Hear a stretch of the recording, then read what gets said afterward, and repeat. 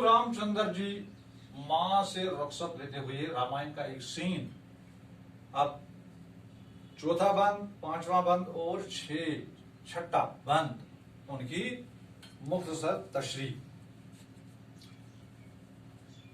आपको मालूम है कि रामचंद्र जी जो है वो अपनी मां से रुखसत लेता है जब उसको बनवास जाना पड़ता है, क्योंकि उसके माँ बाप ने अपनी दूसरी बीवी कीकी से जो वादा किया था उसको वो निभाना पड़ा। इसके तनाजुर में रामचंद्र जी को बनवास जाना पड़ा। कहते थे लोग देख के माँ बाप का मलाल, इन बेकसों की जान का बचना है अब महाल। है किब्रिया की शान गुजरते ही वो महव साल, खुद दिल से दर्द हिजर का मिटता गया ख्याल। हाँ कुछ दिनों तो नौहा और मातम हुआ क्या आखिर को रोके बैठ रहे और क्या किया। तो यहाँ पर कहते थे लोग देख के माँ बाप का मलाल, तो यहाँ पर मुहाल मलाल और यहाँ पर मलाल से महाल से मतलब इसका मुहाल लफ्ज है नामुमकिन, इसका जिद है मुमकिन। तो इस शहर में जो है इन माँ बाप की हालात जार जो थी, बिलखुसूस उसकी माँ की जो हालात जार थी, जब रामचंद्र जी रुखसत होता है बनवास जाने के लिए, तो इनकी हालत जार को देखकर लोग कहते हैं कि अब इनका बचना मुश्किल है। लेकिन आप खुदा की शान देखिए, अल्लाह ताला की शान देखिए कि कुछ माह वो साल गुजरने के बाद ही उनके दिल को तसल्ली हो जाती है। ये बात जरूरी है कि उन्होंने कुछ दिनों तक मातम किया, रोया, चिल्लाया, लेकिन आखिरकार उनको सब्र ही करना पड़ा।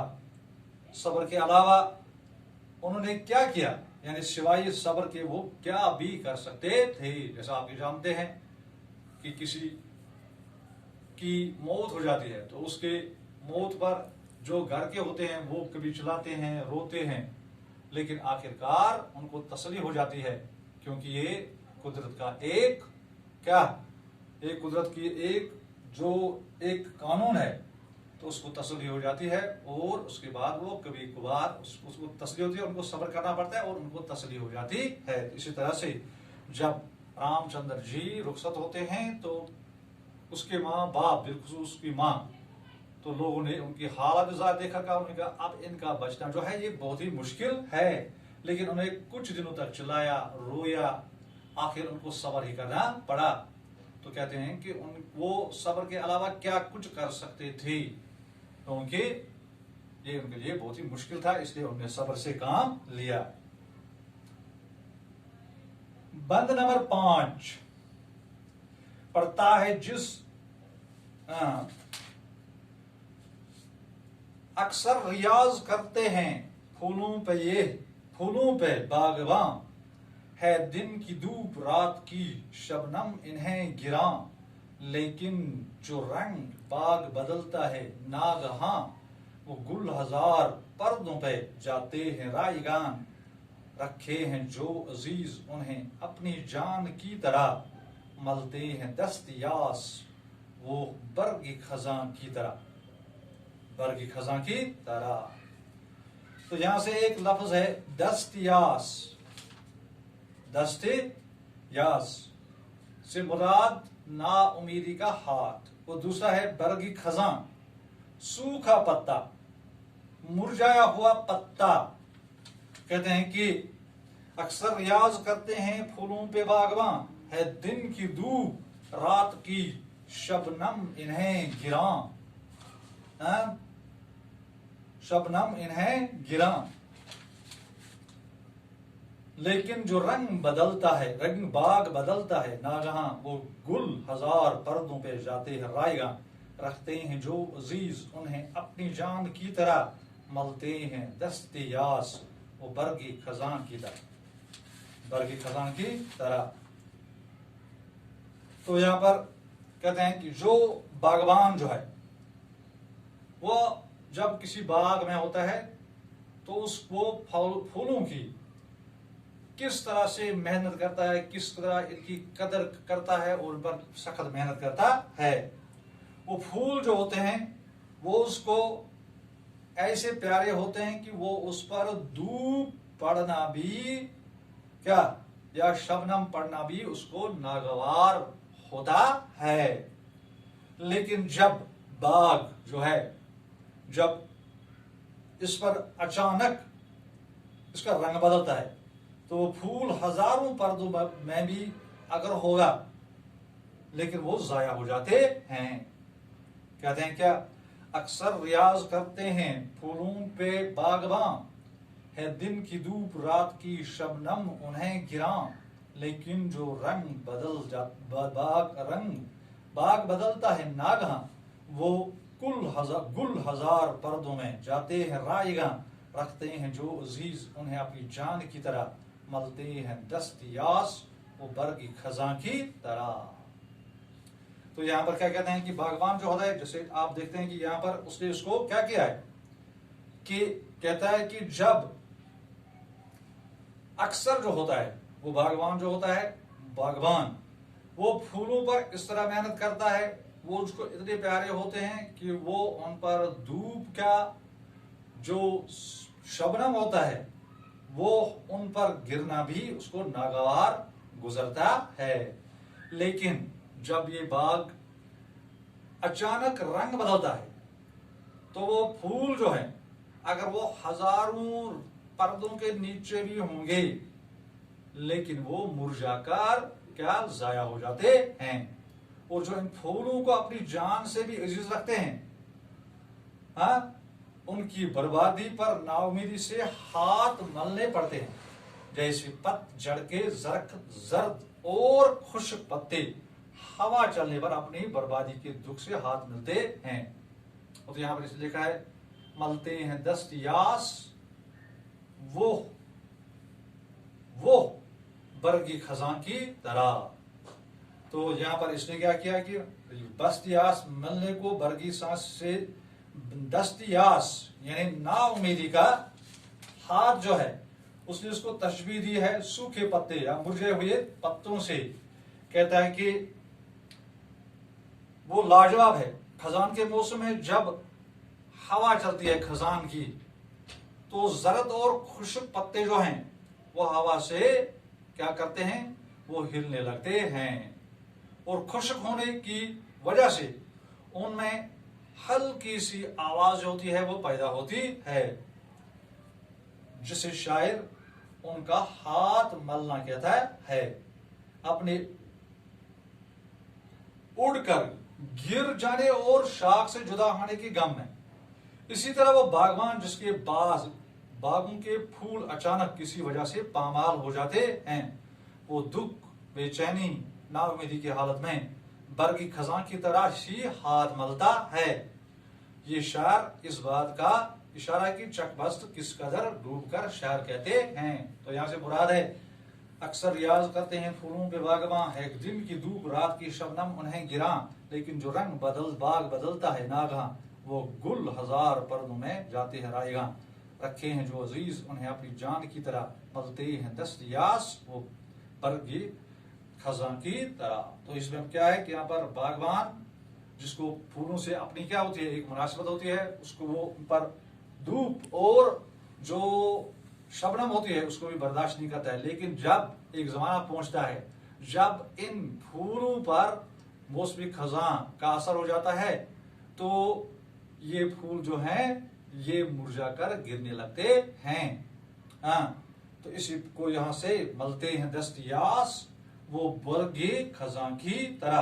तो यहां पर भी ऐसे ही इस रामचंद्र जी की मां को अपने बेटे रामचंद्र जी की उसके मुस्तकबल से क्या उम्मीदें थी, लेकिन जब अचानक उससे गद्दी ली जाती है, वापस ली जाती है और वो दूसरे बेटे उसके भाई यानी उसके बेटी जो राजा दशरथ था उसके बेटे भरत को दी जाती है, तो रामचंद्र जी की माँ जो है वो क्या करती है, वो अपना माँ हाथ जो है वो मलती है, यानी वो अफसोस करती है, और वो वज्र की खजान की तरह, जिस तरह आपने भी देख लिया कि जो फूलों की और जो फूल जब होते हैं, जब वो जिस पर बागवान जो होता है वो उन पर शबनम गिरना या धूप का गिरना भी वो नागवार उसको हो जाता है,